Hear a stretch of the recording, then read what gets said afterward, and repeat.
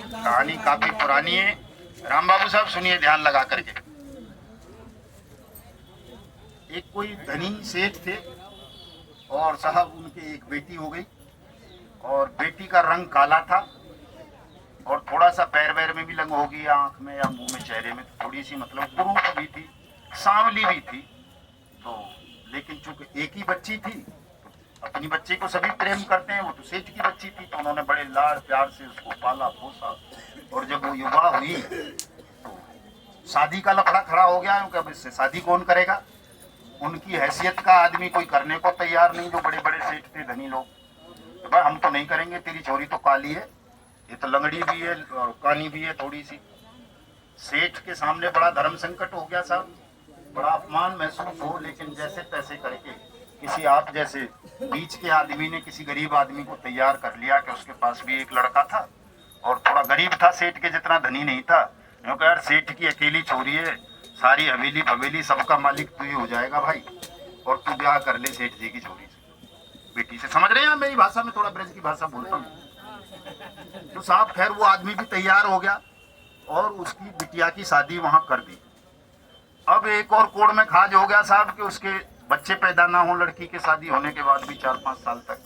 तो और बड़ी समस्या हो गई, तो कुलच्छणी है, बांझ है, ये है, हमारा तो वंश ही नहीं चलेगा। अच्छे पैसे के चक्कर में धनी की लड़की से शादी कर ली, तो अब उसका जीना आराम कर दिया उन्होंने ससुराल वालों ने साहब। वो बेचारी रोज प्रार्थना करे, भजन करे, पूजा पाठ तंत्र मंत्र जो कुछ भी उस दौर में रहा होगा सब कुछ किया उसने। और अंततः साहब एक बच्चा पैदा हो गया, उसके लड़का पैदा हो गया तो परिवार में खुशियां आ गई एकदम से। सब भूल गए कि काली थी, कैसी थी, क्या थी। उसकी बड़ी सेवा होने लगी साहब, जैसी करते हैं जापे में माँ की सेवा, उसको ये खिलाना वो खिलाना, घी भी और दुनिया भर की चीजें। और उसका थोड़ा ससुराल में सम्मान होने लगा बेटी का उस बच्चे के कारण, और उसके जीवन में भी खुशियां आ गई। उसको भी लगा कि अब जिंदगी बन गई इस बच्चे के कारण। लेकिन साहब और बुरा हो गया, 6 महीने बाद उस बच्चे को सर्प ने काट लिया और वो बच्चा मर गया आंगन में खेलते हुए। अब वो बच्चा मर गया तो हाहाकार मच गया, खानदान का दीपक बुझ गया और उसका तो जीवन ही मिट गया। जो उसकी माँ थी कि अब किसके सहारे में जीवन काटूंगी, मेरा कौन सम्मान करेगा, मुझे तो मार ही डालेंगे, इसकी वजह से ही मर गया। ये कहीं कहाँ थी, कैसे बच्चे को नहीं देखा इसने। बड़ी विकल कहे मैं तो अपने प्राण दे दूंगी या मेरे बच्चे को कोई जीवित करो। दुनिया में भागी डोले उसकी लाश को लेकर के साहब। तो वहीं कहीं दूर भगवान गौतम बुद्ध अपना ठहरे हुए थे। किसी ने बताया कि भाई इस वक्त संसार में सबसे बड़ी शक्ति भगवान गौतम बुद्ध हैं और वो सौभाग्य से आए हुए हैं और वो तुम्हारे बच्चे को जीवित कर सकते हैं, उनके पास चली जाओ। साहब नंगे पैरों ही और दौड़ी हुई चली गई, बच्चे की लाश को गोद में लेके और पहुंची भगवान गौतम बुद्ध के यहाँ। तो उनके पास इतनी भीड़ नहीं होती थी जितनी हमारे पास होती है, थोड़ी सी भीड़ होती थी। और जाके उनके पैरों में बच्चा रख दिया और खुद भी गिर गई कि भगवान मेरे बच्चे को जीवन दान दे दो, मैं आपकी बहुत आभारी रहूंगी। अगर मेरे बच्चे को जीवन दान नहीं मिला तो मैं भी अपने प्राण त्याग दूंगी, मैं जीवन नहीं जीऊंगी। भगवान, और मैंने सुना है आप तो भगवान हैं, मुर्दों को जीवित कर देते हैं, उनमें जान डाल देते हैं। भगवान बुद्ध ने देखा साहब वो बड़े धर्म संकट में पड़ गए कि कैसे जिंदा करूं इसको। विधि के विधानों को तो कोई पलट नहीं सकता ना साहब, लेकिन बहुत विद्वान थे साहब, परम विद्वान थे। उन्होंने कहा कि बेटी ठीक है, मैं तेरे बच्चे को जीवित कर दूंगा, लेकिन एक काम कर दे मेरा। उसने कहा प्रभु जो कहोगे मैं वही कर दूंगी। बोलिए क्या करना है? कि गांव में जा और कहीं से थोड़ी सी सरसों के दाने ले आ, और जब वो तू ला करके मुझे देगी तो मैं उनको अभिमंत्रित करूंगा और उनसे तेरे बच्चे को जीवित कर दूंगा। भाई मैं ये तो कोई बड़ी बात नहीं है भगवान, मैं अभी जा रही हूँ, 1-2 किलो ले आऊंगी। कि नहीं रुक जा, कैसी लानी है ये सुन जा। सरसों ऐसे घर से लेके आएगी, मांग के लेके आएगी जिस घर में आज तक कोई मरा ना हो। बोध नहीं था उसको, ज्ञान नहीं था, उसने हाँ कर दी कि हाँ मैं ऐसे घर से ले आऊंगी साहब। ऐसे घर तो बहुत मिल जाएंगे जहाँ कोई न मरा होगा। गई पूरे गांव में घूमती रही साहब, नगर में पूरा दिन निकल गया, रात हो गई। जहां भी जाए कहे बहन सरसों दे दे, भैया सरसों दे दे, लेकिन ये बता दे तेरे घर में कोई मरा तो नहीं है। सबने कहा कि ये ऐसा घर तो कोई हो ही नहीं सकता जहाँ कोई मरा ना हो। उस जमाने में तो 20-20, 30-30 बच्चे पैदा होते थे साहब एक महिला के। और ज्यादातर मर जाते थे, बड़ी मुश्किल से 1 या 2 जीवित रह पाता था। तो भाई ऐसा कोई घर ही नहीं मिला, शाम तक मांगती रही, कोई ऐसा घर नहीं मिला जहाँ किसी बच्चे की मौत ना हुई हो। तो उसको रात में जब वो थक गई, गिर पड़ी, उसे बोध हुआ, ज्ञान हुआ कि हाय, दुनिया में मुझसे भी ज्यादा दुख हैं, कई कई मर गए, कईयों के तो, मेरा तो एक ही मरा है और ये तो हो ही नहीं सकता। तो वो वापस जब ज्ञान हुआ और उसको आ गई, भगवान बुद्ध के चरणों में गिर गई, वो कहने लगी, प्रभु मुझे क्षमा कर दो कि मैंने आपके लिए भी ये धर्म संकट पैदा किया, अपने बच्चे का जीवन आपसे मांगा। ये संसार मिथ्या है, नाशवान है, जो आया है वो जाएगा ही, आज नहीं तो कल। और अब मुझे बोध हो गया है, मैं आपके चरणों में, आपके संग में रहना चाहती हूँ, मुझे अपने संग में सम्मिलित करने में, वापस अपने ससुराल नहीं जाना चाहती, मायके नहीं जाना चाहती। तो भगवान बुद्ध ने उसको जो भी उनके पास ज्ञान रहा होगा वो ज्ञान दिया और उसको अपने संघ में शामिल किया। और वो आगे चल के बहुत बड़ी विद्वान बनी, किशा गौतमी के नाम से बड़ी संसार में उन्होंने प्रसिद्धि प्राप्त की। तो मेरा इस कहानी को सुनाने के पीछे आज से साथियों आपके सामने ये है कि हमारे एजेंट साथियों की जो हालात थी ना एजेंट बनने से पहले, वो भी कोई बहुत बढ़िया नहीं थी, ज्यादातर बेरोजगार थे। कुछ ऐसे हैं 10% जो पोस्ट ऑफिस में रहे होंगे या LIC में काम कर रहे होंगे या किसी बैंक में रहे होंगे या कहीं और रहे होंगे। 90% बेचारे बेरोजगार थे। समाज में कोई बहुत ज्यादा सम्मान नहीं था उनका, अपमानित सा था ही जीवन। तो सम्मान प्राप्त करने के लिए, समाज में रोजगार प्राप्त करने के लिए, अपने परिवार का, अपनी जरूरतों का भरण पोषण करने के लिए वो बहुत ज्यादा बिना सोचे समझे सीधे सीधे ठगों के चंगुल में फंस गए। और ठगों ने ऐसा फंसाया आपको कन्वर्जन के जाल में, लालच के जाल में, कि आप लगातार उस खाई में गिरते गए, गिरते गए, गिरते गए और अंततः इतने डूब गए कि जीवन का मार्ग ही भूल गए, जीवन का रास्ता ही भूल गए कि हम अब कैसे इस खाई से निकलें। मर रहे थे धड़ाधड़, पके आम की तरह टूट टूट के गिर रहे थे लोग। 2022 से पहले जब हमने ये मिशन शुरू किया, बहुत दयनीय स्थिति थी साहब। 1250 सैनिकों ने हमारी आंखों के सामने आत्महत्याएं की, कई टकराव फट जाने के कारण। हमारे गांव में खुद 4 फौजियों ने आत्महत्या की, रिश्तेदारी में की कई जगह, ठगियों के कारण। ठगी में फंस गए, पैसा लूट गया, अब किसको बताएं, किसी को बता भी नहीं सकते, मर गए बेचारे, जीवन खत्म कर लिया। तब हम आए इस फील्ड में जान हथेली पर लेकर के कि नहीं अब चलो मदन लाल, निकलना पड़ेगा ऐसे जीवन का भी क्या लाभ जो अन्याय का प्रतिकार ना कर सके, इन जालिमों से लड़ ना सके। उसी दिन से हमको तो पता थी कि मोदी करवा रहा है सारा गेम, योगी करवा रहा है, मायावती करवा रही है, अखिलेश करवा रहा है, ये सब एक ही। ठगों के मामले में कोई अलग नहीं है, सब ठगों से मिले हुए हैं। पता थी ये सारी चीजें साथियों मुझे पहले से ही, लेकिन मैं इसलिए झुका मोदी के सामने कि शायद उसके मन में दया का भाव आ जाए, आपका भुगतान कर दे। लेकिन बाद में अब एहसास होता है कि यार दया तो मांगनी नहीं चाहिए किसी की, किसी की दया मत मांगो कभी। दया आपने मांग ली तो फिर आप बहुत कमजोर हो गए। लड़ो जुल्म के साथ, लड़ो जुल्म के खिलाफ, और अंततः सब भला हो जाएगा, कल्याण हो जाएगा। पूरा देश ठगा जा चुका है, हम ही थोड़ा ही है कोई, साहब हम ही हो 42 करोड़, अब तो पूरे के पूरे 100 करोड़ हैं। एक आध ही ऐसा होगा जो नहीं ठगा गया होगा, कोई मान लो एक आध सियाना सा कलेक्टर बच गया होगा, कोई एक आध सियाना सा MP बच गया होगा, नहीं तो कई MP भी ठग लिए गए हैं, कई मिनिस्टर ठग लिए गए हैं, कई मुख्यमंत्री ठग लिए हैं। अभी अभी हफ्ते भर पहले की बात है, जो भारत का मुख्य न्यायाधीश है सुप्रीम कोर्ट का, उसके नाम पर ठगी हो गई।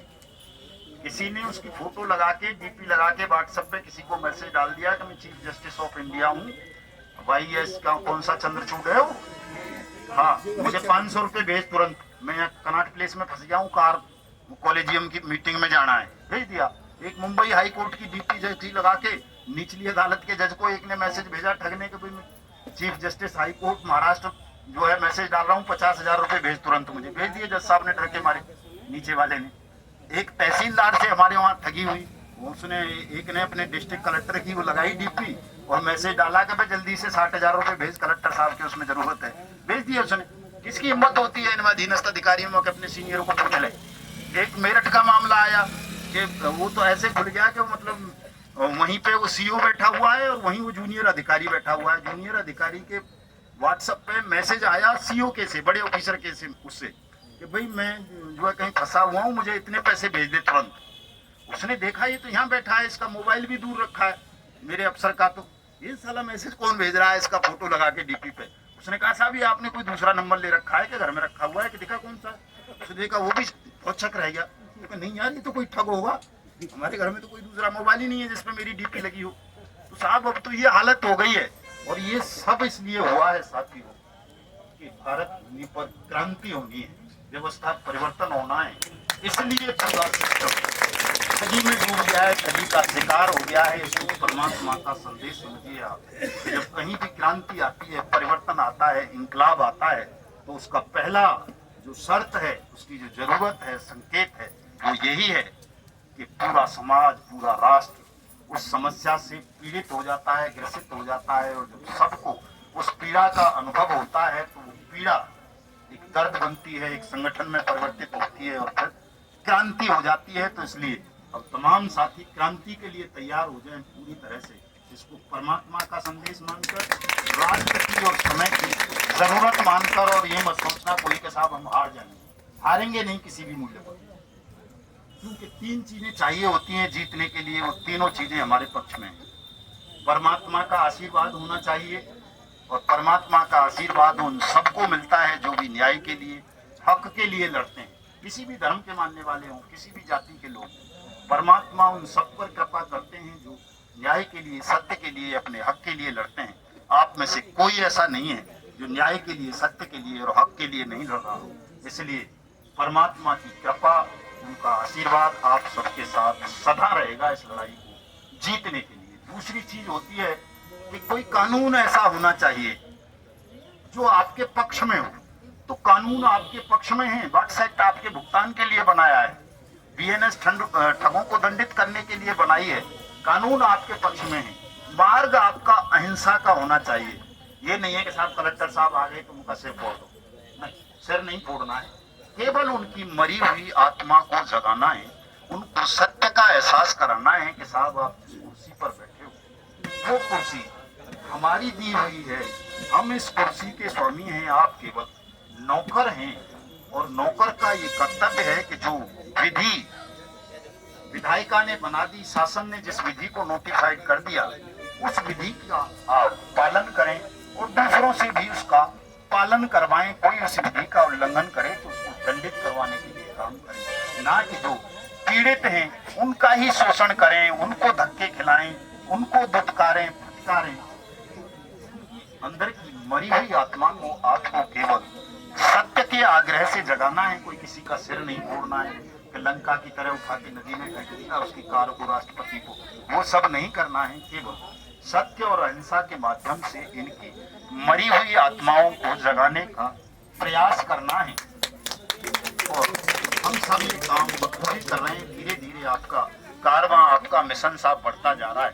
350 से ज्यादा जिलों में इस वक्त आपकी ही तरह लोग बैठे हुए हैं, और रोजाना ये संख्या बढ़ रही है। तहसीलों तक में बैठने लगे हैं अब साथी जा करके।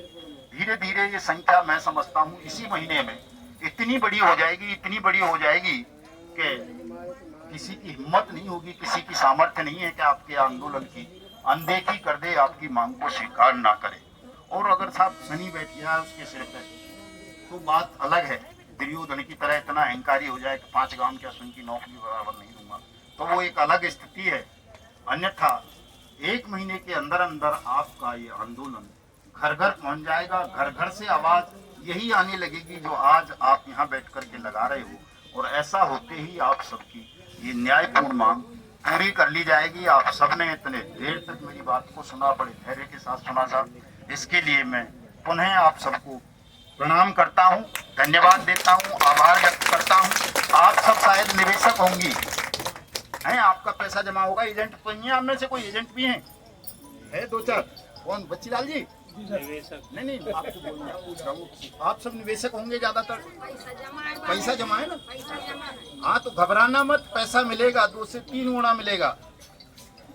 लेकिन जैसा कहें वैसा करते रहिए, कुछ दिन धैर्य रखिए। बराबर कर दे। हाँ, धैर्य रखिए थोड़ा सा। साथी की वो चली हाँ, गई अकेले इतना सरलता से नहीं मिलने वाला है पैसा, इसीलिए ये लड़ाई लड़ रहे हैं। सरलता से मिलाने के लिए कानून बनवाया, कानून बन गया, कानून का पालन सरकार नहीं कर रही है, तो अब सरकार के खिलाफ लड़ना पड़ रहा है। पैसा मिल जाएगा, आप लोग थोड़ा सा धीरज रखना जी सब लोग। इसलिए इतनी लंबी लंबी भाषण दे रहे हैं। हम अपना काम धंधा, वकालत, नौकरी पेशा सब छोड़ के सड़कों पर निकले हुए हैं कि आप लोगों को वचन दे दिया है जाने अनजाने में, तो उस वचन को हर हाल में मतलब पूरा करें। या तो आपका पैसा दिला दें या लड़ते लड़ते मर जाएं, दो चीजें लेकर के हम तो घर से निकले हैं। हमारे बुजुर्ग हैं गांधी जी, वो भी इसी संकल्प के साथ निकले हैं। पंडित जी इसी संकल्प के साथ हमेशा साथ रहते हैं। बहुत सारे लोग हैं, आपके यहाँ भी कई ऐसे लोग हैं जिन्होंने आत्म बलिदान की घोषणा की है कि हम मरेंगे इस काम के लिए। तो मरने तो परमात्मा नहीं देंगे, क्योंकि परमात्मा का काम कर रहे हैं, इतना तो हम भी जानते हैं कि मरने वो नहीं देंगे। हमारे मन में कोई पाप आ जाएगा तभी शायद मरेंगे।